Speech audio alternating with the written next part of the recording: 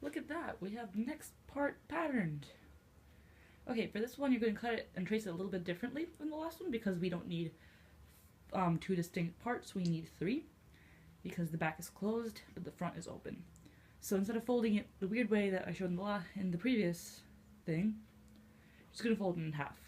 And luckily this time the cloth is actually wide enough to let us do this. So you're going to fold the cloth in half and put the straight edge to the straight edge. This is going to be your back piece.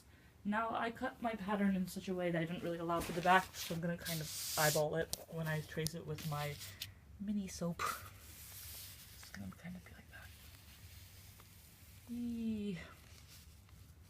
Again, we're going to cover this in red cloth anyway, it doesn't really matter, and since the front is open, as long as it's wider than your neck, it's going to actually go on. Amazing. So just like last time, trace the thing, and then I'll show you how to do the front pieces. Once you have your back piece traced, basically move the cloth over to any place on, not the cloth, the pattern, over. I like to conserve space, so I got as close to the edge of this as I could, so I didn't really waste too much cloth. But you're just gonna have it in some place. You don't have to put it on a fold this time because when you cut it, it's gonna be two separate pieces. So you can make a jacket type thing.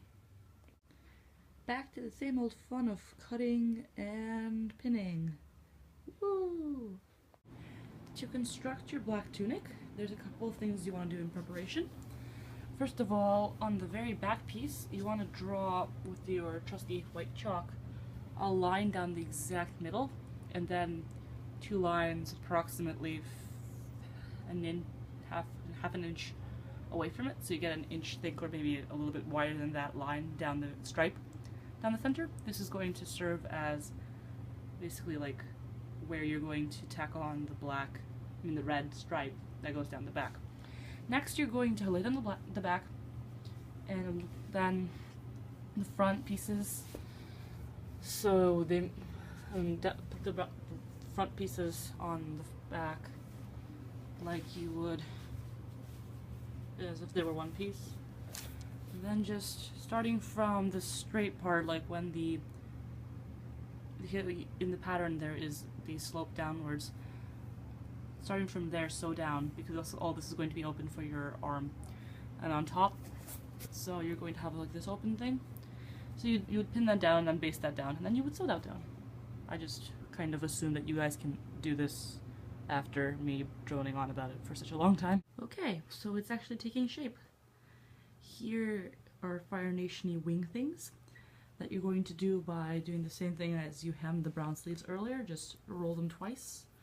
Sew them down, and if you have a material like mine, I used cotton, they should stand up pretty nicely. Now, that's all on my dress form, and as you can see, it's almost done.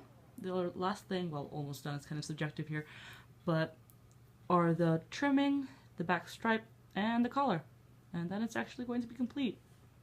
Exciting.